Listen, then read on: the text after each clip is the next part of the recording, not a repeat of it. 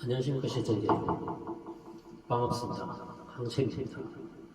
지금부터 여러분들께서는 저와 함께 천부경을 마실 텐데요. 천부경을 아시는 분들은 이 공부가 만만치 않다는 것을 아실 테고, 천부경을 모르고 이 채널을 시청하고 계시다면 호기심과 끈기를 갖고 따라와 주시면 감사하겠습니다. 천부경은 이처럼 80안으로 구성되어 있고 대전구의 경쟁이기 때문에 종교적인 색채가 짙지만 그 속에는 종교뿐만 아니라 철학과 수학을 포함하고 있습니다. 우리는 여기서 종교적인 부분을 빼고 철학과 수학을 바탕으로 물리학의 개념과 의미를 포함하여 이 경전을 풀이하도록 하겠습니다. 물리학은 수학이 필수이기 때문에 천부경 철학과 물리학은 수학이라는 공통관념사로 서로 대화할 수 있고 깜부가 될 수 있습니다. 이 깜부라는 단어는 친구라는 의미인데 최근 2021년 9월 17일에 방영된 드라마 오징어 게임에서 등장하고 있죠. 이 드라마의 마지막 게임이 오징어 게임입니다. 여기에 등장한 오징어는 원과 삼각형, 사각형을 합치는 경우 마치 오징어와 같다고 붙여진 이름입니다. 이것을 그리고 다음과 같습니다. 여기에 그림처럼 오징어 게임은 이와 같습니다. A 부분은 원이고 중간에는 삼각형이 있고 밑에는 사각형이 있는데 A 속한 사람들이 공격을 해가지고 B 부분에 사람들이 뚫고 C 부분에 가가지고 터치를 하면 이 게임은 승리하게 됩니다. 그러므로 B는 여기 입구에서 방어를 잘해야겠죠. 드라마에서는 이 게임에서 승리한 귤이라는 인물이 456억이라는 상금을 최종적으로 받게 됩니다. 이 오징어 게임의 최종 상금이 456억인데 이 456이라는 숫자에는 참 신기한 성질을 가지고 있습니다. 이것을 한번 조합해 보겠습니다. 이게 왼쪽에는 456억이 있고 오른쪽에는 455억입니다. 이 플러스 1은 최종 우선자를 선정합니다. 여기서 456은 8 곱하기 57로 나눌 수 있고 455는 5 곱하기 91로 나눌 수 있습니다. 이처럼 밑에도 24와 19가 456으로 나눠질 수 있습니다. 그리고 455는 35, 13, 7과 65의 조합으로 이루어졌습니다. 여기에 나타나는 숫자들은 이처럼 A, B, C, D 묶음으로 묶어 서로 동일한 패턴으로 만들었습니다. 이 네 가지 패턴은 나중에 제가 다시 설명할 텐데 이제 여기서부터 이제 천부경의 내용을 한번 들어보겠습니다. 천부경은 80안자로 구성되어 있고 1에서 시작해서 1로 여기에는 천지인이라는 세 극이 있습니다. 이것은 일석삼극이라는 여기서 하나가 셋으로 갈라지는 의미를 갖고 있습니다. 그렇게 해가지고 천지인이 발생합니다. 그런데 천지인은 원방각인데 천부경 내용 중에는 원방각이라는 내용이 없습니다. 그러므로 천은 원이고 각은 삼각형이고 방은 사각형이라는 내용을 갖다가 우리는 인지를 해야 됩니다. 이 내용이 나오는 것은 여기 보면은 해남자와 주비상경에 그 내용이 들어있습니다. 여기에는 각에 대한 내용은 없습니다. 한번 읽어보죠. 하늘이 도는 둥근 것이고 땅이 도는 모는 것이다. 모난 것은 주로 어둡고 둥근 것은 주로 밝다. 밝은 것은 길을 감추고 불과 해의 모습을 밖으로 드러낸다. 어두운 것은 길을 내포하고 물과 달의 모습으로 안에다 감춘다. 주리상경도 보죠. 하늘은 둥글고 땅은 네모나고 정사각형은 땅에 적합하고 원은 하늘에 적합하다. 정사각형 수가 기준이므로 원의 치수는 정사각형에서 얻어집니다. 이 두 서적에서 볼 수 있듯이 하늘과 땅의 내용만 있지 각의 내용은 없습니다. 그러므로 하늘과 땅은 음양 이론에서 보면 하늘은 양이고 땅은 음에 해당합니다. 그리고 그 성질로 보면은 땅은 어둡고 하늘은 밝다는 내용이 있습니다. 이것은 양은 밝고 음은 어둡다는 내용입니다. 그리고 양은 해와 불가의 모습으로 드러나고 음은 물과 달의 모습으로 드러난다고 했습니다. 그러므로 여기에서 우리는 음과 양에 관한 성질을 알 수 있습니다. 그럼 여기 천부경을 보죠. 천부경은 천지인인데 이것이 상등으로 나눠졌으므로 아래와 같이 하나에서 이 세 갈래로 갈라집니다. 여기도 그렇죠. 이래서 세 갈래로 갈라집니다. 여기에도 마찬가지로 이래서 세 갈래로 갈라지는 것을 볼 수 있습니다. 여기 앞에 거는 원에 관한 내용이 들어있고 중간에는 각에 대한 내용이 들어있고 이 세 번째는 방에 관한 내용이 들어있습니다. 이게 눈으로 보시고 설명은 나중에 하도록 하겠습니다. 천지 원망각이라는 기하학적 형태의 의미로 받아들일 수 있을 겁니다. 그 내용에서 원각방에 각각 빨간 칠한 5, 7, 9를 한번 보죠. 이 원방각은 여기처럼 그 내용을 보면 점과 승과 맨으로 이루어져 있습니다. 이 숫자들이 각각 원은 둘, 하나, 각은 셋, 하나, 방은 넷, 하나로 이루어져 있기 때문에 이 전체 합수가 5가 되고 7이 되고 9가 됩니다. 이렇게 원방각의 기하학적 형태는 점선 맨으로 이루어져 있는 것을 볼 수 있습니다. 그런데 우리는 이 숫자들에서 어떤 상징적인 의미를 찾아볼 수 있습니다. 그것이 뭐냐 하면 이 세 수를 서로 묶어서 한번 그 의미를 찾아내 보겠습니다. 여기서는 원각방이라는 기하학적 형태가 수에서 수식으로 변하기 때문에 우리는 천부경 해석할 수 있는 실마리를 여기서 찾아볼 수 있습니다. 이 세 숫자들은 여기에 피라미드 삼각형이라 하죠. 이 삼각형에서 쭉 원은 내려가면 221이라는 숫자가 나올 수 있습니다. 그리고 각은 이 중간에 이 수열 따라 쭉 내려가면 331이라는 숫자가 나올 수 있고 방도 이 중간에 수열들을 쭉 따라가 보면 441이라는 숫자가 나올 수 있습니다. 그러므로 이 세 원각방이라는 피라미드 구조를 하면 눈여겨보시기 바랍니다. 그리고 이 세 숫자를 하면 뒤집어서 역으로 한번 봐보죠. 그러면은 221이 122가 되고 331이 133이 되고 441이 144가 됩니다. 이 또한 수식으로 한번 만들어 보면은 이처럼 122는 11 곱하기 12, 133은 11 곱하기 12, 144는 11 곱하기 13으로 해가지고 플러스 1로 계산하면 나올 수 있는 숫자입니다. 이 숫자도 참 신기한 성질을 가지고 있습니다.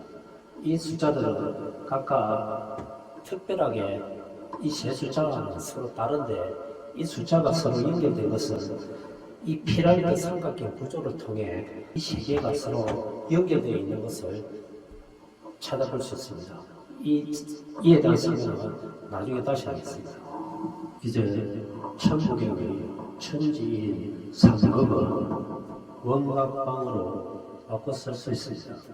이 숫자들이 가리키는 의미는 아까 그 수식에서처럼 그 수식을 해석해야만 그 의미를 알 수 있습니다. 근데 이 세수식이 나오는 원리를 한번 보죠. 이 세수식은 이처럼 자연수가 있고 홀수가 있고 이 밑에 또 세수로 나눈 수가 있고 자연수를 내수로 나눈 숫자가 있습니다. 이 수열들은 보면은 자연수가 1등분 이 나눠지지 않았죠. 그리고 홀수는 자연수를 2등분한 것입니다. 그리고 이 수열들은 자연수를 3등분한 것이고 이 수열은 자연수를 4등분했습니다. 이렇게 나눈 숫자들은 이처럼 천부경에서는 삼분법이 이런 식으로 진행되고 있습니다. 그리고 이와 비교해서 보면 주역은 이처럼 일체인법이라는 법칙에 따라 이렇게 나열되고 있습니다. 그리고 천부경은 이 숫자 수에 담긴 의미를 해석해야만 알 수 있습니다. 이것을 주역은 일체인법이라고 천부경은 일석삼극이라는 맹계에 따라 나열되는 숫자들입니다. 이제 천부경의 천지인이 원방각이라는 사실을 알 수 있습니다. 이 원방각이 이처럼 삼각 피라미드 구조로 나타낼 수 있는 것을 한번 알아보았습니다. 이 피라미드 구조는 이처럼 일렬로 나열해 볼 수 있습니다. 위에는 자연수가 있고 이것은 1등등등 보죠. 그리고 밑에 거는 홀수는 자연수를 2등분한 것이고 이 밑에 수열은 자연수를 3등분했습니다. 그리고 이 수열은 자연수를 4등분한 걸로 볼 수 있습니다. 이렇게 일렬로 나열되어 있는 숫자들을 삼각형 피라미드 모형으로 한번 배치를 해보면 1, 3, 5, 7, 9, 11 이렇게 쭉 해서 나가면 하나의 수열이 만들어질 수 있습니다. 이 수열들을 2차 방정식으로 만들 수 있는데 이것 천부경의 원방각이 이처럼 피라미드 삼각형 구조로 이런 것이 일렬로 배열해 보면은 자연수와 홀수와 같은 산술급수로 나타낼 수 있습니다. 그에 반해 천부경은 1, 3, 9, 7, 8이라는 기하급수로 이루어져 있는 것을 볼 수 있습니다. 여기에 나열된 산술급수들은 제각각 기하급수와 짝을 이룰 수 있는데 주역의 이분법은 1, 2, 4, 8, 16에 증가하는 기하급수가 1, 2, 3, 4, 5와 같은 자연수와 짝을 이루고 1, 3, 9, 27, 81과 같은 천부경의 기하급수는 1, 3, 5, 7, 9라는 산술급수와 짝을 이루고 있습니다. 이것은 파스칼 삼각형처럼 피라미드 구조가 위에서 밑으로 써내려올 때 그 자리수가 1, 2, 3, 4, 5로 연결되는 것은 주역에 해당하고 1, 3, 5, 7, 9에 해당하는 것은 천부경의 삼수체계에 해당합니다. 산술급수와 기하급수가 하나의 수열 속에서도 같이 숨겨져 있는 것을 볼 수 있습니다. 이 수열을 한번 보죠. 이 수열은 두 수 사이가 플러스 4와 같은 산술급수로 이루어진 수열이라고 볼 수 있습니다. 근데 이 수열을 한번 기하급수적인 수열로 한번 바꿔볼까요?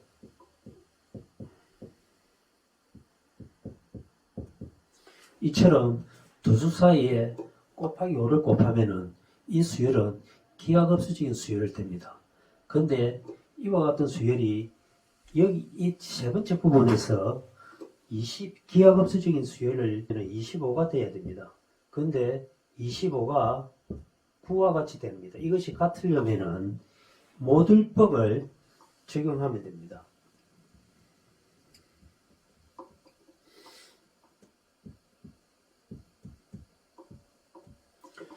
(25와 9가) 서로 같아지려면은 모듈법을 16이 0이 되게 하면은 이 두 사이는 같이 됩니다. 여기서 마이너스 16을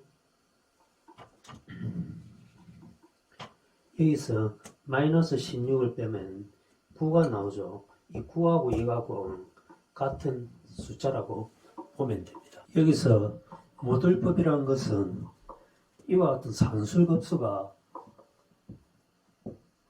무한히 양쪽으로 마이너스 무한대에서 플러스 무한대까지 무한에 나열되어 있는 숫자들을 일정하게 끊어서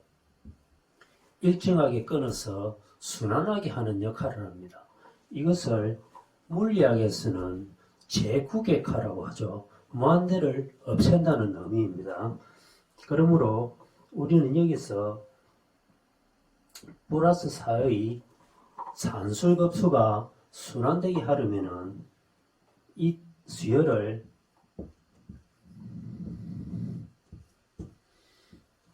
이와 같이 내수의 순환으로 바꿔줘야 합니다.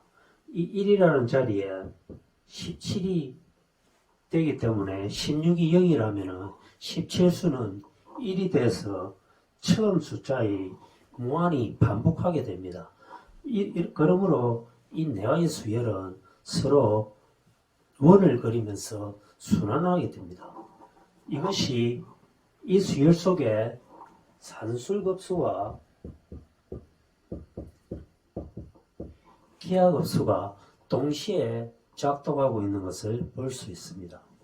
여기 자연수와 홀수 그리고 자연수를 3등분하고 4등분한 수열들도 한번 봅시다.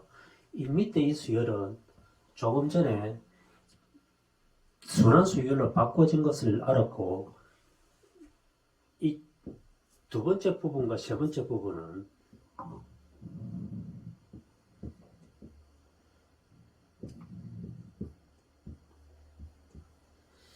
이것이 첫 번째 수열은 무한급수로 만들면은 여기에 5가 9가 되어야 됩니다. 그래서 9가 되어야 되는데 5로 나타났다 하는 것은 모듈이 4가 0이라는 의미입니다. 그리고 밑에 1, 4, 70 이와 같은 수열은 산술급수가 플러스 3이고 기하급수가 4인데 이것이 4를 무한히 곱해가면은 이 부분에서 10이 1이 되는 수열이 나타나야 됩니다. 그러므로 여기에 모듈은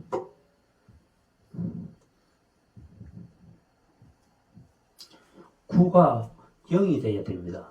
그렇게 하면은 10에서 9를 빼주면은 1이 되겠죠. 이렇게 양쪽으로 무한대와 마이너스 무한대와 플러스 무한대가 서로 제거되려면 이렇게 수를 순환하게 하여 둥근 원으로 순환하게 하면 무한대가 없어질 수 있습니다. 산술급수와 기하급수도 양끝이 유한급수로 바꾸면 특정한 수식, 즉 방정식을 찾아볼 수 있습니다. 자, 한번 계산해 볼까요?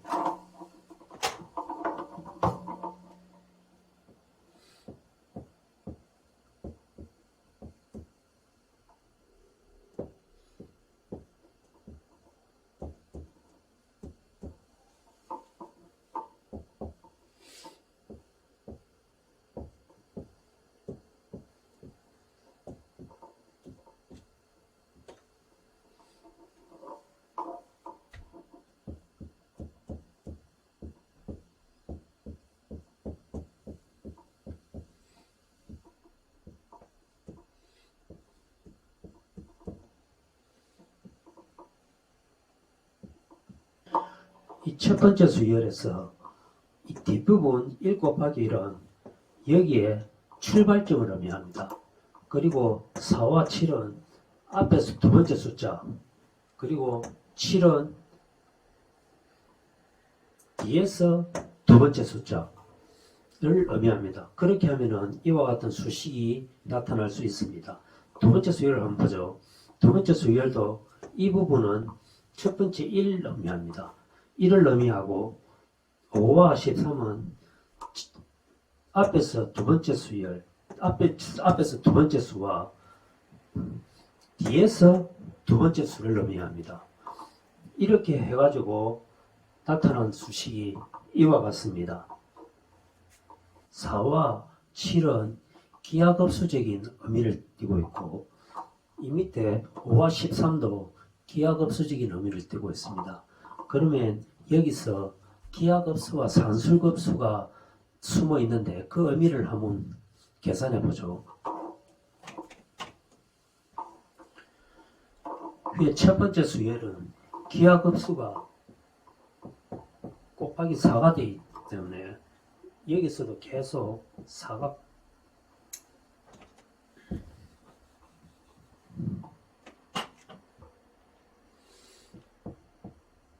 4를 곱할 수 있습니다.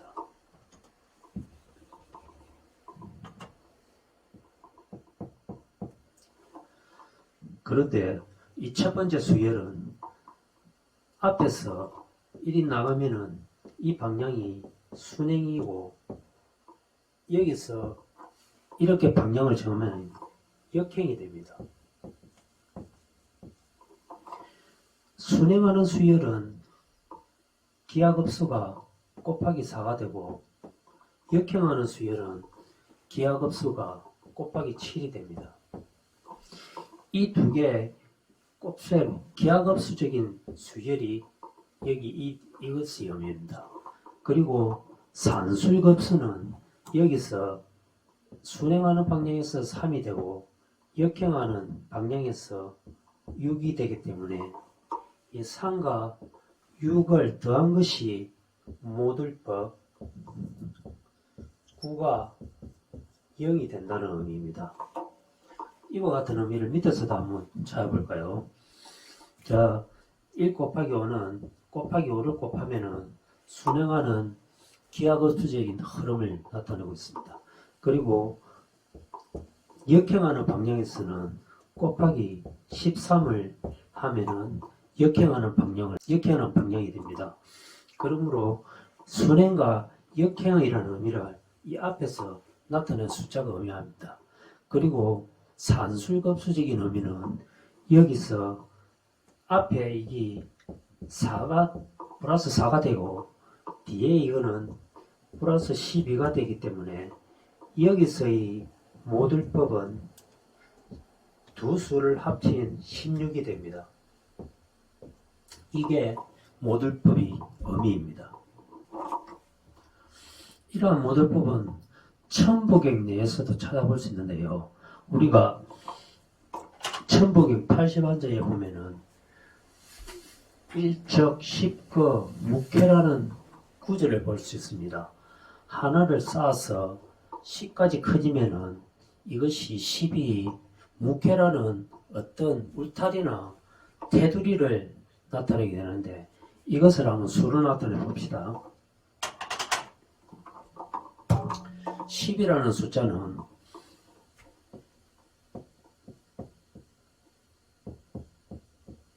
이와 같이 나타낼 수 있습니다.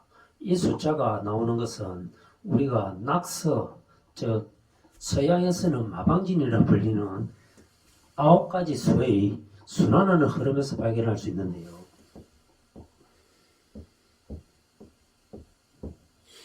여기 9가지 수가 정사각형 안에 배열되어 있는 것을 볼 수 있는데, 이것이 동양에서 말하는 낙서입니다.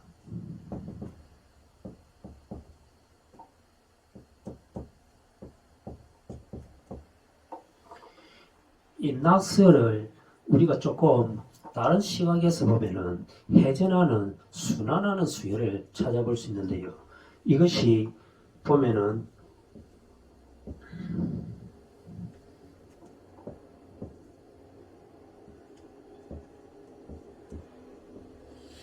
이와 같이 4개의 수가 순환하는 흐름을 하고 있는 것이 낙서에서 찾아볼 수 있습니다.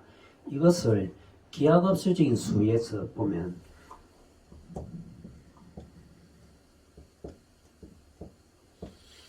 이와 같이 기하급수적인 수의 흐름을 나타내는데, 이것을 순환하게 만들면은 모들법, 10수 안에 이것이 9수가 순환하게 됩니다. 그러므로 9수의 순환이 10수에 10거대는 목회에 의해 이 9수들이 순환하게 되는 것이 낙스에서의 의미입니다. 천부경의 원방각이 이처럼 피라미드 구조를 일렬로 배열해보면 자연수와 홀수와 같은 산술급수로 나타낼 수 있습니다.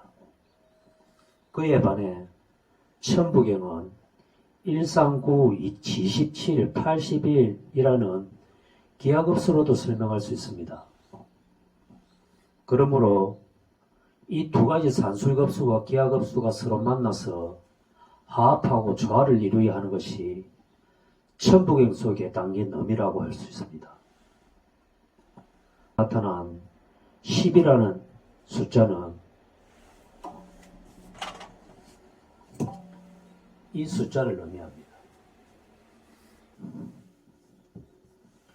이 수평 방향에서 보면 인의 수열이지만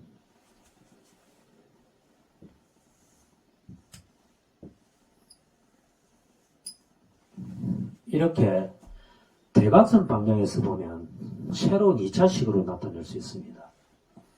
이 2차식은 수평 방향의 1차식과